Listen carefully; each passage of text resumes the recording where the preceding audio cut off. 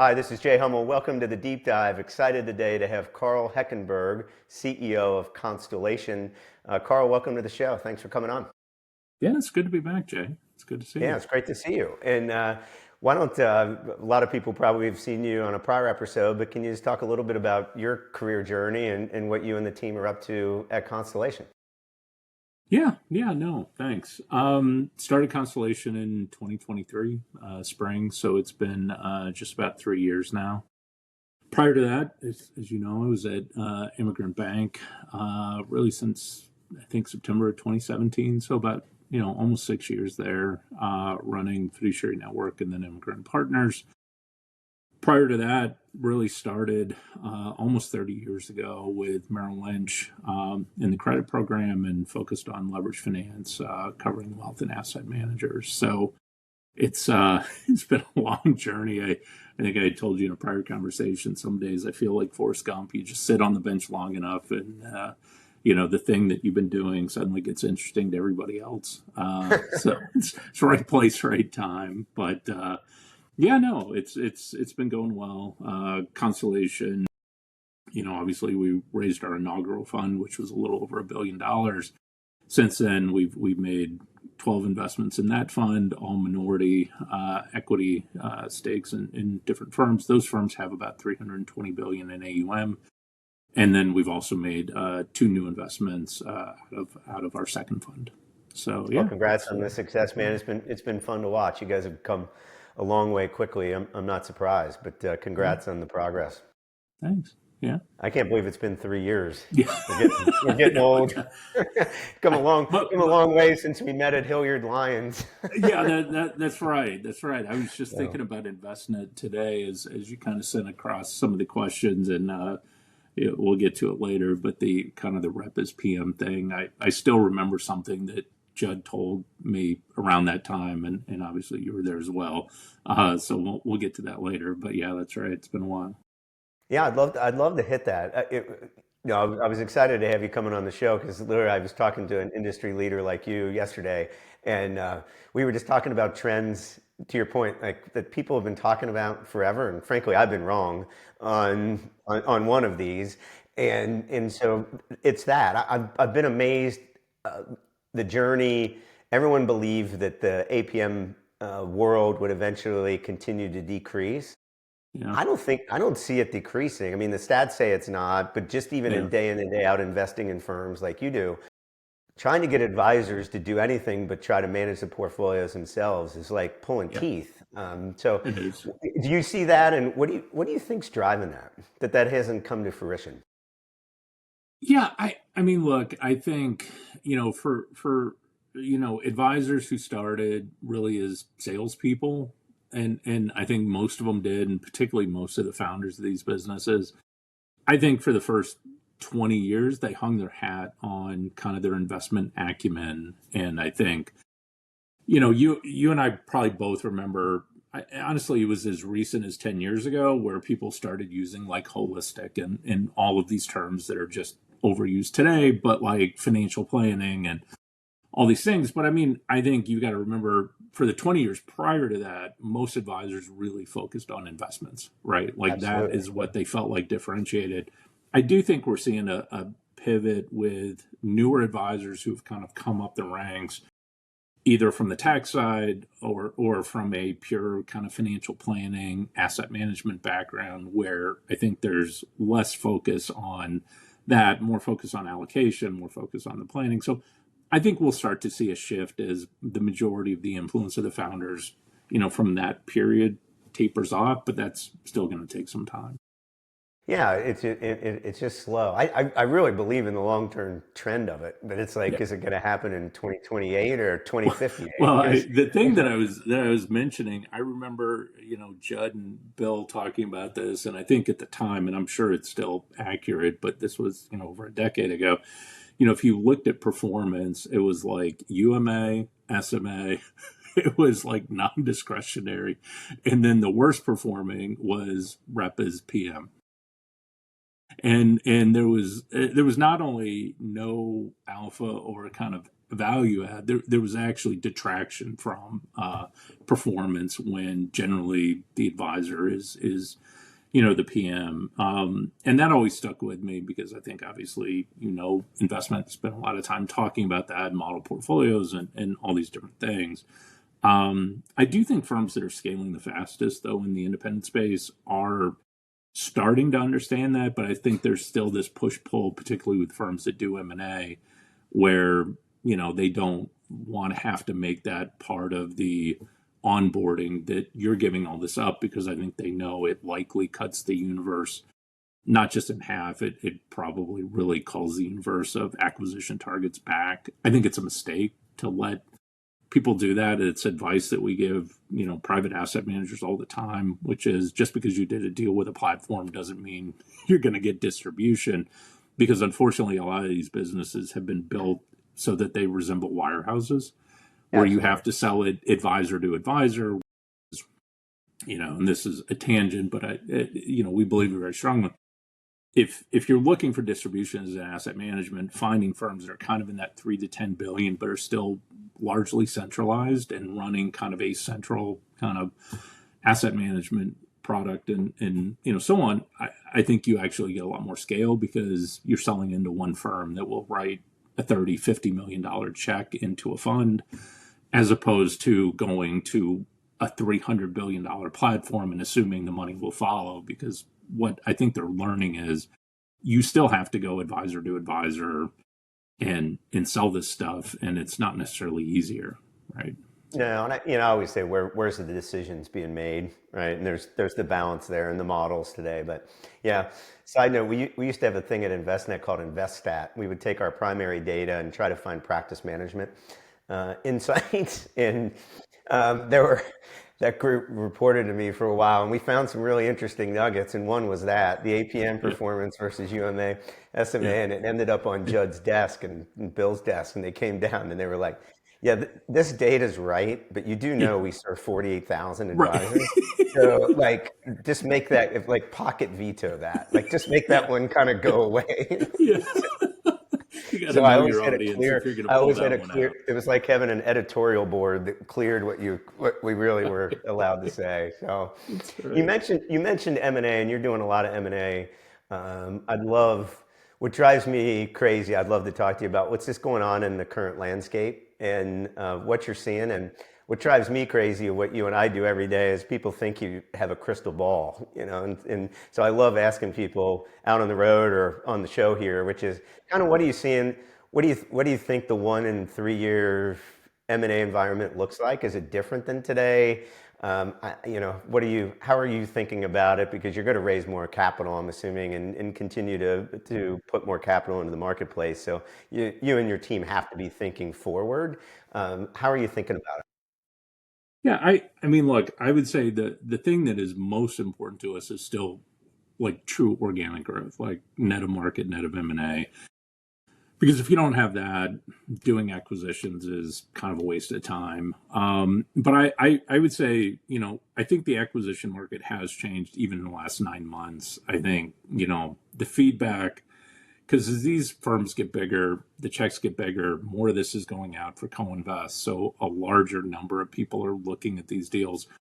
The biggest thing that I'm noticing is the largest, I think Mark Hurley wrote a paper a couple of years ago, and there's been a lot of kind of this, sovereign wealths are going to replace the sponsors.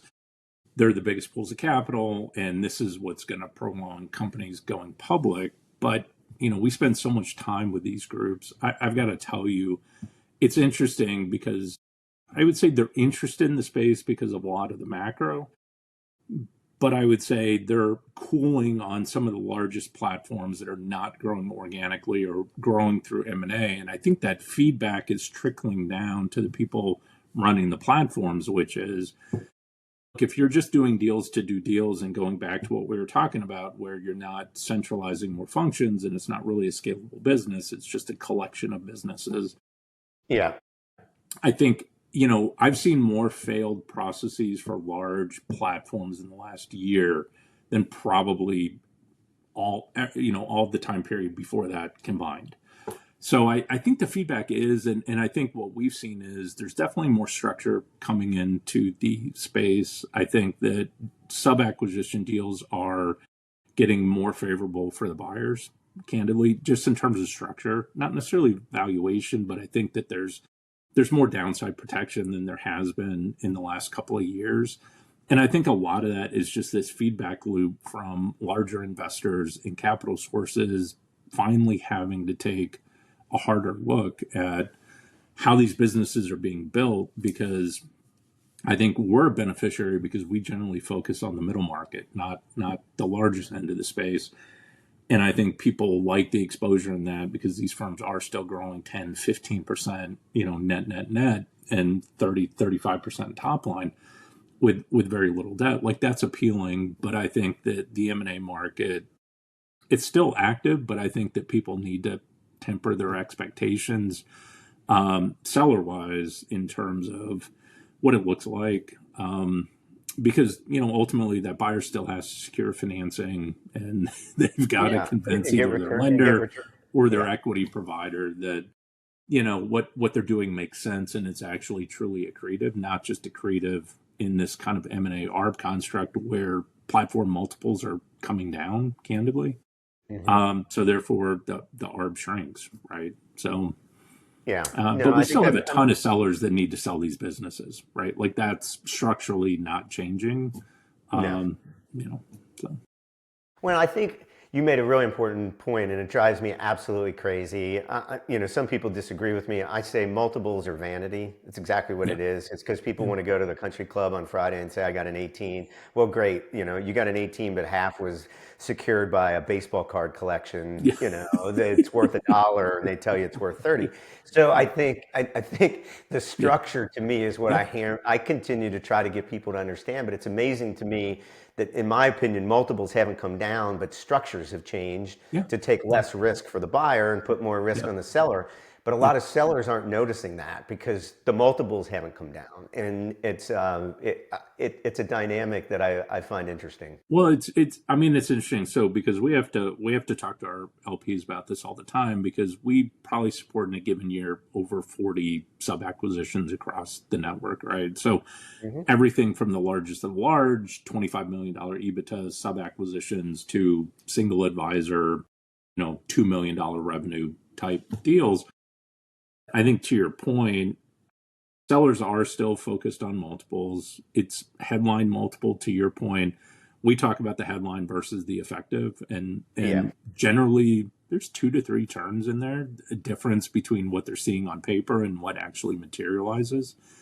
Um, and I think that's mostly because, again, people are stuck on these numbers. And the only way to solve for it is to give them, and it's kind of what's happening in, like, the MIP construct, where sponsors are buying control of a business and then providing this incentive pool to the management team. There's 80% of it goes unrealized because it's just too aggressive, but people love seeing these Yeah. big numbers, right? That's And exactly so, right. Well, I'm going to get paid that, and yeah, and I'm seeing a lot more cliff vest earnouts as yeah, opposed to yeah, calculated, yeah, pro rata yeah, earnouts, which yeah, sounds that's not right. like a big deal, but it's a big deal. Is It's 25 a to 50 big deal percent of if the you miss turn. it. You miss by Yeah, you yeah, miss by a yeah, dollar, and it costs you yeah, $20 million. I mean, yeah, it's a big deal. I'm going to switch themes on you because I would be remiss, given your position in the industry, not to ask you. I will just start with the caveat. I'm tired of hearing about AI already. I feel like, right, and I was yeah, used to be a platform person in InvestNet. right, It's like the new platform thing. I can't go a day without somebody calling me and right, saying, "Hey, I have a yeah, friend or connection who started this AI company. Can give him feedback on how it's going to work." It right. probably happens 5 times a day. I would just love your perspective on what's the reality of AI, you think, in the wealth management space, especially in the short term, versus the headline of AI and how it's going to impact your and my space.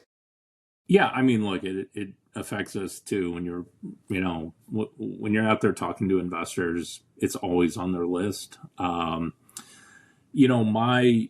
general take on it with people is, I think over the next 3 to 5 years, it's it's a huge benefit on the operational side, right? Like just advisor efficiency, getting advisors. We always say, look, if the average advisor is handling 80 households, and through better technology and better solutions and all these things, an advisor can suddenly handle 100 households, that's a 25% organic growth right there, right? Like, Right it's just there. a huge unlock.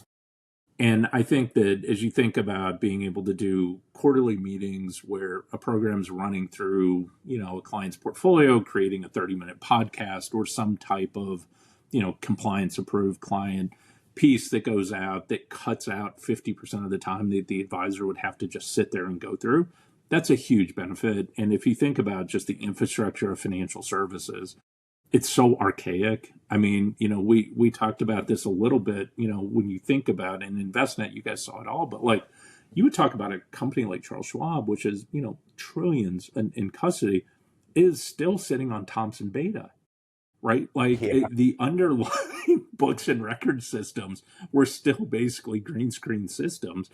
And, it was a big deal when you went to T+1, right? And it's kind of like, well, why does it even take a day to settle a trade? So I think there's so much that can be accomplished through I do just too. more efficiency. And some of that's AI, some of it's not. But I think that's the wave that we're excited about. What I think what we always tell investors is I don't think you have to worry that AI is going to supplant human No, advisors, right? no. Because if you look at it, Schwab just shut down, kind of their hybrid advice solution. Vanguard's been trying to scale it for years, but Betterment started 20 years ago at this point. Like Yeah, I was going to say this it, is this is when you and I talked in yeah, 2013, literally. yeah, This is yeah, this is the new this is Robo Advisor 2.0, now, in my yeah, opinion. and Now, with so as it relates to the advisor value proposition, I yeah, get the yeah, AI efficiency and all yeah, that. My favorite was somebody called me yesterday or 2 days ago and said, we figured out how to take GARP, growth at a reasonable price, which has been around since 1984, that you can do on an Excel spreadsheet. But we're going to build AI on it, and we think we have the market it, is just yeah, unbelievable. And I just said, I'm really sorry, but it's yeah, not going to work. It's not needed. yeah, Growth at a reasonable price on an Excel spreadsheet, but it's AI driven. It's like, yeah, okay, I got it. I got it. that's Well, right. Carl, I hope I appreciate you coming on. I Yeah, could, yeah, of course, you man. and I could talk, you and I could Yeah, talk all day on really cool stuff. So yeah, I hope we run yeah, into each other this year out on the yeah, road, one way yeah, or another. And yeah, I can't thank you enough absolutely. for taking the time. I know you're extremely busy, Always. so I appreciate you making Yeah, the time. yeah, yeah. It's good seeing you. Thanks, man. All right. Well, everybody, thanks for watching. We'll see you next time on the deep dive.